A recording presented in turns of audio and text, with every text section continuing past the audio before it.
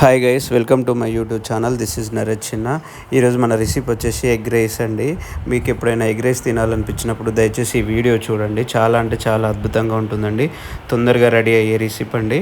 ముందుగా మనం ఈ రెసిపీ చేయడానికి బౌల్లో 2 స్పూన్ల ఆయిల్ అండ్ ఒక ఆనియన్ ప్లస్ ఒక చెంచా జీలకర్ర తీసుకోండి.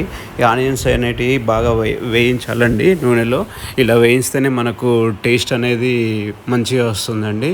ఆయిల్ వేయించిన తర్వాత మనకు కొంచెం మీ దగ్గర ఏమైనా పుదీనా ఉంటే ఇట్ట పుదీనా యాడ్ చేయండి. పుదీనా ఫ్లేవరు దీనికి టేస్ట్ బాగా అదిరిపోతుందండి. ఆ తర్వాత కొంచెం అల్లం పేస్ట్ వేయండి. 2 స్పూన్ల అల్లం పేస్ట్ వేసి అల్లం పేస్ట్ని బాగా నూనెలో వేయించాలండి. నూనెలో వేయిస్తేనే మనకు టేస్ట్ అదిరిపోతుంది, లేకపోతే అంత మంచిగా టేస్ట్ ఏం రాదండి. చూడండి, నూనెలో బాగా వేయించాలి. అల్లం పేస్ట్ వేయగానే మనకు కొంచెం అడుగంటుకుంటుందండి. కొంచెం సిమ్లో పెట్టి వేయించండి. ఆ తర్వాత మనకు ఒక టమాటో తీసుకోండి. టమాటా తీసుకొని చిన్నగా తరిగి టమాటా ముక్కలు వేయండి. ఈ టమాటాలు కూడా బాగా ఫ్రై అయిపోవాలి. మీరు టమాటాలు ఇంకా చిన్నగా కట్ చేసుకుంటే ఇంకా బెటర్ అండి నన్ను అడిగితే. ఆ తర్వాత కొంచెం పసుపు యాడ్ చేసుకోండి.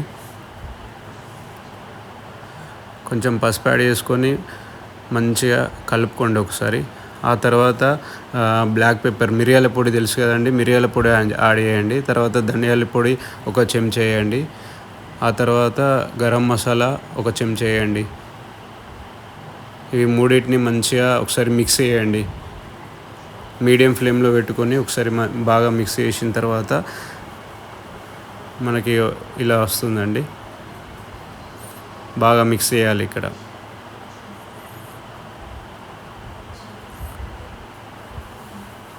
అడుగంటుకోకుండా కూడా మిక్స్ చేయండి.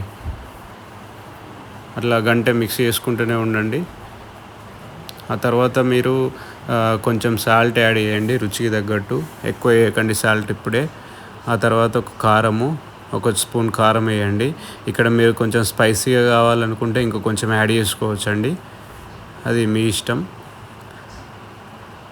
ఆ తర్వాత మిక్స్ చేసి ఒకసారి ఎగ్స్ కొట్టే ముందు ఇలా వేయండి. ఎగ్స్ కొట్టే ముందు టమాటో కర్రీనంతా ఒక వన్ సైడ్కి వచ్చేసి మిడిల్లో కేవలం ఆయిల్ ఉండేటట్టు చూసుకొని ఆ ఆయిల్లో ఎగ్జాక్ట్లీగా ఎగ్ పడేలా చూడండి. ఆ తర్వాత సెకండ్ ఎగ్ మళ్ళీ కొంచెం ఆ కర్రీనంతా సైడ్కి అనుకొని ఇలా పడేలా చూడండి. ప్లేస్మెంట్ అనేది ఇలా ఉంటే ఎగ్ అనేది కరెక్ట్ బాయిల్ అయిపోయి మన టేస్ట్కి మంచిగా వస్తుందండి. ఈ ఎగ్స్ అన్నీ వేసిన తర్వాత నేనైతే 5 ఎగ్స్ వేసానండి. మీరు కావాలనుకుంటే ఇంకెక్కువ వేసుకోవచ్చు. ఈ 5 ఎగ్స్ వేసిన తర్వాత మీరు గరిటె బట్టి కలపకండి దయచేసి, అలా ఉండనియండి. ఒక 2-3 మినిట్స్ లో ఫ్లేమ్లో పెట్టుకొని అలా ఉంచిన తర్వాత చూడండి ఇట్లా వస్తుందండి. ఎగ్స్ కూడా మనకు కొంచెం పెద్దగా వచ్చి మంచిగా చూడడానికి కూడా బాగుంటుందండి. మీరు గంట పట్టుకొని అటు ఇటు కలిపితే చిన్నగా అయిపోయి అంత లుకింగ్ కూడా మంచిగా రాదు. సో 2 మినిట్స్ ఉంచి మంచిగా ఇట్లా ఆయిల్లో హీట్ అయిపోయిన తర్వాత ఇలా వేయండి. తర్వాత ఆల్రెడీ మనం ముందుగానే రైస్ చేసుకొని ఉంటాం కాబట్టి ఇది మీరు బాస్మతి రైస్ అయినా చేసుకోవచ్చు, లేదంటే నార్మల్ రైస్ అయినా చేసుకోండి. పొడి ఉండేలా చూసుకోండి రైస్. ఆ రైస్ మొత్తాన్ని మనం ఆ కర్రీలో వేసేసి ఇక్కడ మీరేమన్నా ఇంకా సాల్ట్ కానీ కారం కానీ యాడ్ చేసుకునేది ఉంటే ఒకసారి చెక్ చేసుకొని యాడ్ చేసుకొని ఆ తర్వాత ఇట్లా కలుపుకోండి. బాగుంటుందండి, చాలా బాగుంటుంది. స్పైసీగా తొందరగా రెడీ అయ్యే రెసిపీ అండి. చాలా అద్భుతంగా ఉంటుంది.